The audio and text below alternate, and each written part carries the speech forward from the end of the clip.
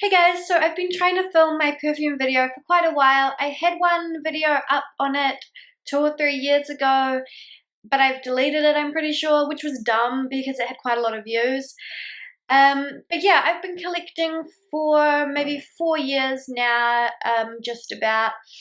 And I go through periods where I buy a lot of perfumes, like one every week or two, and then I go through periods where I won't buy one for like a few months. So it just kind of depends when I get into the mood of it. I don't know. At the moment, I haven't bought that many lately. I think I will just show you guys the collection and talk about like how I organize it and all of that kind of stuff.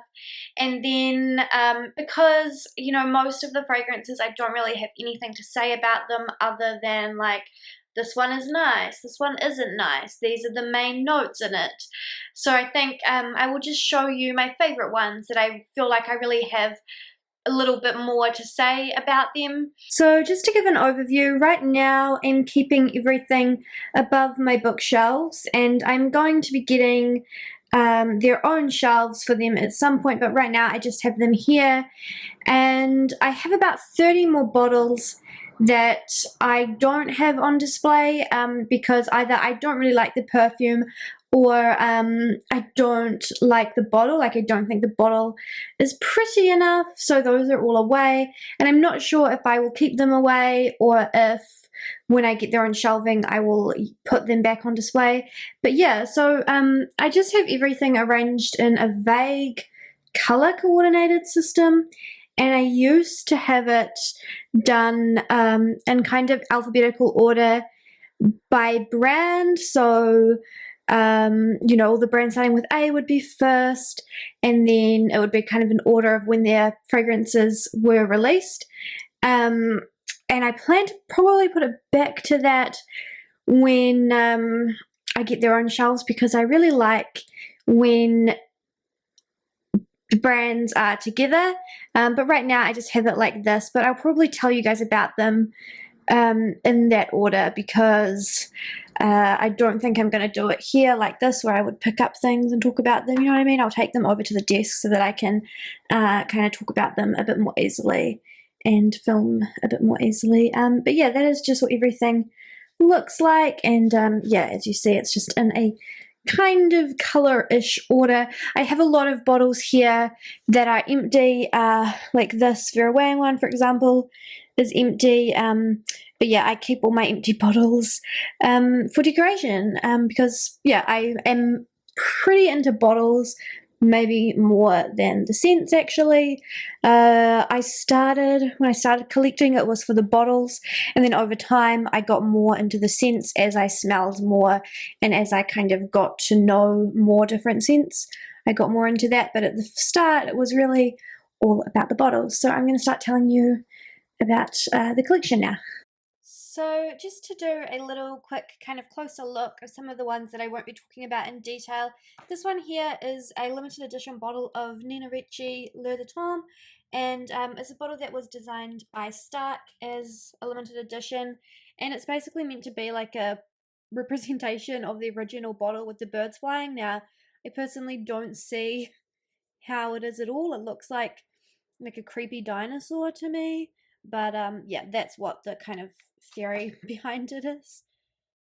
Don't really have anything much to say about any of the ones here, apart from some that are my favorites that I'll be talking about later. This one here is a limited edition bottle of Simiake L'Odyssée, and it's a gold absolute bottle. It should have the little orb thing on the top, but it fell off. I bought it traveling, and it basically I had to squeeze it in, and that came off, unfortunately. But yeah, then if we go down here, there's not too much to say about that either. This bottle is empty, so I won't be talking about it, but I just wanted to mention that it's the Vive la Juicy Noir by Juicy Couture. It should have a black bow, but that got damaged. And I adore that scent. I like it quite a bit more than the original Vive la Juicy. Over here, not too much to say either. This one is Ricci Ricci by Nina Ricci, and that was one of my favorites, but it's empty now. But it has a nice rhubarb kind of scent. I just wanted to mention it because it's one of my favorites, but I won't talk about it more because I can't actually like smell it to properly remember, you know what I mean? So yeah, and that's the rest. This one is my most recently finished bottle, which is Jean Paul Gaultier, and it's Classique in the Love Couple edition from 2013. And yeah, that's the one I finished the most recently. So I picked out about 14 favourites and I'm just going to get started with them. The first one I have is Karen Walker C.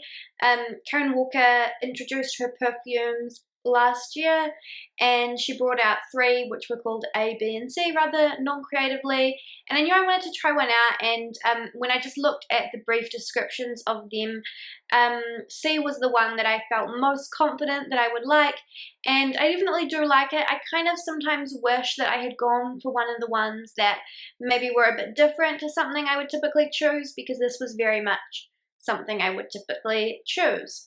But I really like it. My only complaint about it really is that there was in like a gold lettering Karen Walker written across here, and it's pretty much entirely scratched off. So that's really disappointing. The packaging, I think it's like fun. It's probably really nice if you like that minimalist style. Personally, I have no real complaints with it, but it's not the kind of bottle that I'm going to fall in love with. I like the bottles that are more kind of pretty looking and luxurious looking, or are really interesting looking. Like one of my favorite bottles that isn't pretty is the bottle of diesel green that I have back there. You might have caught it. It's the one that it looks like a pesticide spray bottle, and I think that's something cool and different that isn't pretty. But this one is just kind of basic and boring. But yeah, if you like that minimalist kind of style, you'll probably really like it. As to the scent itself, the reason why I chose it is because it's a white floral, and to me I get a lot of gardenia with a lot of musk and then some citrusy hints in there as well that are really nice. And yeah, like I said, it's just something very typical that I would choose. It's quite powerful. This is definitely one that you could really easily overspray. I am quite an oversprayer in general, because I like to be able to smell a scent on myself quite well, and I find that just in general my skin doesn't let fragrances stay for very long, so that's a little bit of a problem. And yeah, and I will pretty much re-top up things as soon as I notice them not smelling, because I figure what's the point if you can't notice it on yourself. But it's very pleasant. I've never had like anyone kind of seem to react badly to this one, but it's just one to be maybe a little bit more cautious with than your other fragrances. That's how it is on my skin anyway. Of course, you can kind of talk about things generally, but everyone will have slightly different reactions to different fragrances, but that's just my experience with it. But yeah, I really like it. When I first got it, I was kind of disappointed with it, I have to be honest, because I don't know, there just wasn't anything particularly special about it, it seemed to me, but over time it's really grown on me, and it's one that I wear quite regularly. As you can probably see, I'm about halfway through the bottle, or maybe more like a third of the way, but for something I haven't had for very long, and with the amount of fragrances that I have, that's pretty good. The next 2 I have are my Classiques. Now, Classique is my favorite fragrance. I obviously switch around what I wear a lot, but if I had to say that I had a signature fragrance, it would be Classique. I have the original bottle back there of the Eau de Toilette. This one is the Eau de Parfum, and this one here is the 2015 summer edition, and I have a couple more like limited edition ones back there as well, but these are the only ones that still actually have perfume in them, and they're pretty full. And yeah, I just love Classique. I love that powderiness it has to it. It makes it really, really sexy to me. I love the bottle. I love like sexy things basically. So I love that it's got like the woman's body. I love all the different designs that they make to cover the different flankers. And I know a lot of people that are big perfume fans hate flankers because they see them as just, you know, like a money grabbing thing from the industry, which they totally are. But I love it. I get into it. And if something has a lot of flankers, it makes me want to collect as many of them as possible. I'm really hoping, I'm traveling soon, and I'm really hoping the airport that we go through will have the latest flanker for this, whatever is out in limited edition at the moment, because I'll probably buy it because it's just an easy thing to choose when you're in there. You know, you kind of already have a little collection going that you can add to. Also with these, I love the amberiness in the base. I love the vanilla.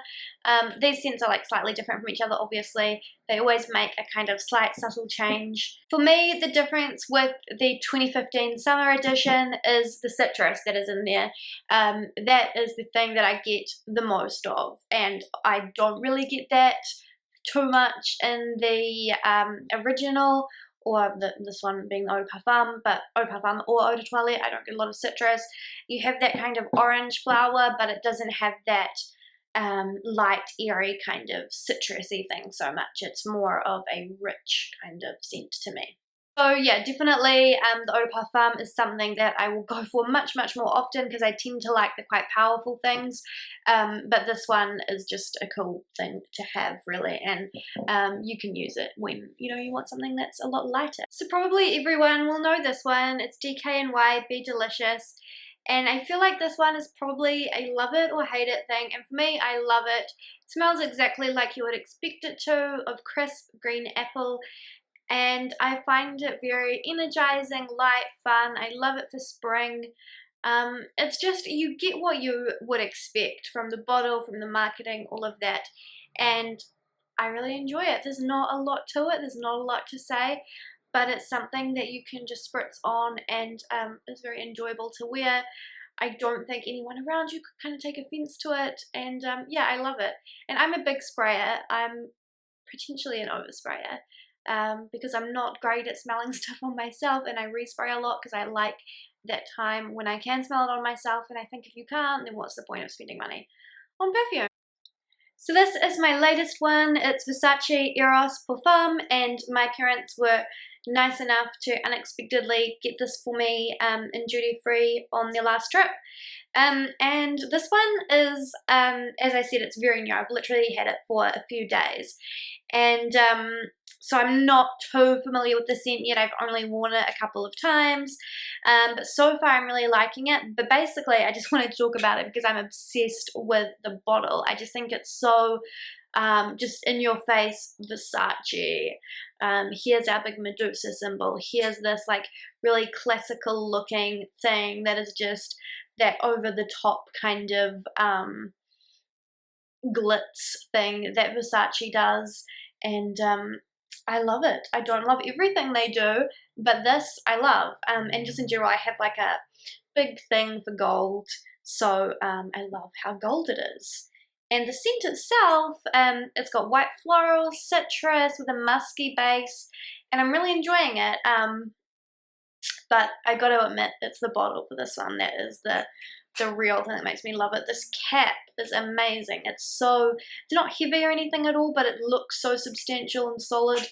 And I just love it. It's so, I almost feel like it doesn't really look, it doesn't look like cute to hold, but I love it. I just can't go on enough about how obsessed with this bottle I am, but that's enough. So one of my all-time favorites is the original Jimmy Choo fragrance. I only have the tiniest like few mils of this left, which is quite upsetting because this is one of my I would probably put this in my top 5 if I had to pick one. I just think it's amazing. It has this really nice toffee scent. That is the main thing I get from it. There's other things in it. There's other nice notes for sure that we could talk about if I were going to do a review just on this fragrance, but it's the toffee that stands out for me. And I've never thought of myself as like a gourmand type person with fragrances, but here, oh my goodness, it doesn't smell sickly sweet like some like celebrity gourmand fragrances can smell. It's very rich and very sexy, and I love it. This is the one that I used to always wear on nights out, and it would just get you in the mood to go out and just have a good time and feel good and all of that good stuff. I really don't want to run out of it. I think I might have to put this one on a list for people to, like, if they want to get me a gift, they can get this, because people don't really want to buy me perfume a lot of the time because they know I have so many, and they're like, I don't want to buy you something you already have, kind of thing. But then at the same time they do, because they know it's something I love. So I think it's a good idea if I can tell them, like, well, if you're going to do that, it would be awesome, get these ones, because I'm very reluctant to repurchase fragrances just because I don't just have stuff to enjoy the smell. I like to collect it. And so I feel like there are so many, I'm never going to be able to buy all the things I want, because there's just so many things already out there that I want that I don't have yet, and new stuff is coming out just all the time. So I can't do that, and I have to kind of keep getting new things, but if someone were to get it for me for a gift, then that would be good. So I think that's the plan. So this one is Dolce & Gabbana The One, and it is the gold limited edition that came out in 2013 or 2014, and I have not actually tried the original scent for The One, but this is the same. It's just a new limited edition bottle. Some people hate when companies do that. I love it because I love different bottles, and I think this bottle is absolutely stunning. I have a big thing for gold, and this is definitely one of the bottles where if I could only have 1 or 2 bottles, and this was going to be, on a desk or something, on a vanity table, and I could only have kind of one, but that would be shown off more, this would probably be one of the top picks up there, because it's so simple, but it's so, like, glamorous as well, and I love it, and I love the scent too, luckily. It has a really, really rich vanilla-y base, and I love vanilla bases. Vanilla is one of my favorite things for the base, and then it has a kind of fruity top, and the vanilla is just very, very sexy smelling.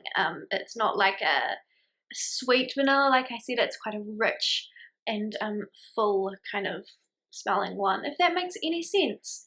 So the next one is also a Versace fragrance. It is the Yellow Diamond Intense, and this is the 90ml one, and I had the little like 50ml bottle of Crystal Noir, and that is probably my favorite fragrance of all time, or at least in the top 3. Now, I say that the Jean Paul Gaultier is my signature scent, but the Crystal Noir would probably be my favorite, as in I wouldn't wear it all day every day like I would Classique, but those times when I do want to put it on, I used to sleep in it a lot.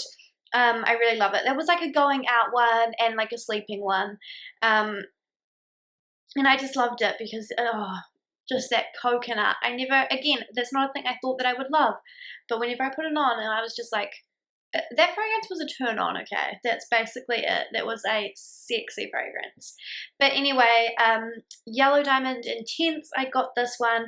I wanted to try the Yellow Diamond one, but then I knew, I was like, there's an intense version, and you typically like the stuff that's more intense, so you should go for the intense version. And I'm glad I did, because I adore it. I get this really uplifting citrus burst from the top of it. I think this pear, and I love that. And then it's got all these white florals, which I love, and an amber musky base, which I love. My staples, if you haven't already picked it up, are white florals and amber musk in the base, or vanilla. I also adore vanilla. So anything with those things I'm going to like. This one has all those staple ingredients for me except vanilla. It doesn't quite give me all the feelings that Crystal Noir gave me, but it's a very good thing to have as a successor to Crystal Noir.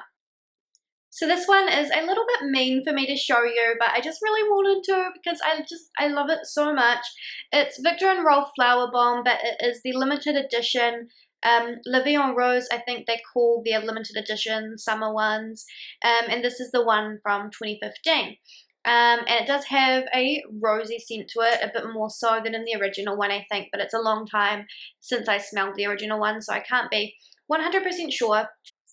But I just love it. It's very floral, as you'd expect, obviously. I don't find the rose to be too overpowering. It meshes in quite well with all the other stuff that's in there. And then there's this pink pepper, which is something that in a lot of other fragrances I find very hard to pick up on, but in this, it's quite noticeable. You can just kind of notice it coming out from within the flowers, and I really think it gives it a bit of an edge that keeps it from getting overly flowery, and just gives it a bit more of fun and a bit more life, if that sounds weird.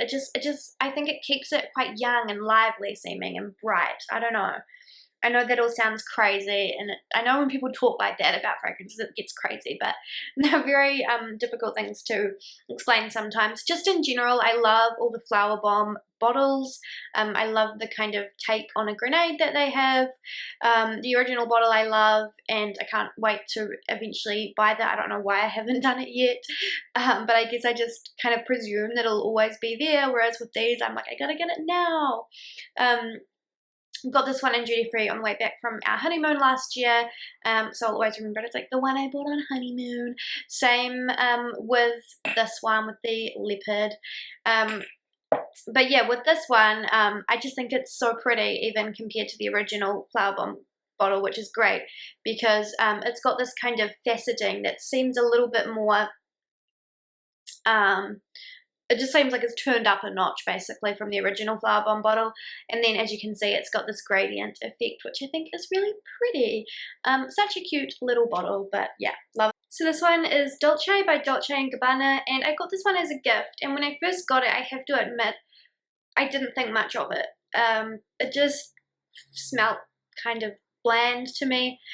But it's really grown on me. It's still not one of those kind of powerful scents that I tend to go for and really love, but it's really, really nice. And it's just something that I found myself wearing a lot regularly. It's been, over the last month or so, one of my most regularly worn fragrances.